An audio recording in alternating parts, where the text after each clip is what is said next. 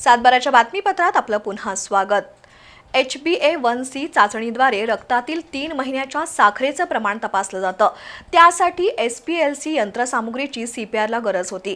हे मशीन देणगी स्वरूपात मिळावं अशी अपेक्षा CPRचे अधिष्ठाता डॉक्टर सदानंद भिसे यांनी व्यक्त केली होती।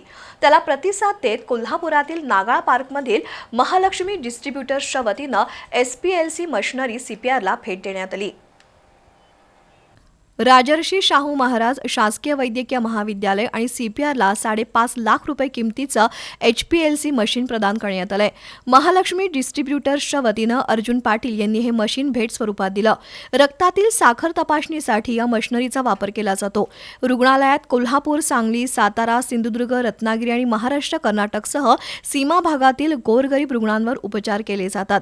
या तपासण्या करण्यासाठी रुग्णांना 600 ते 800 रुपये खर्च करावे लागत होते। CPR मधून दररोज 50हून अधिक HbA1c तपासण्या होत असल्याचं अधिष्ठाता डॉक्टर सदानंद भिसे यांनी सांगितलं।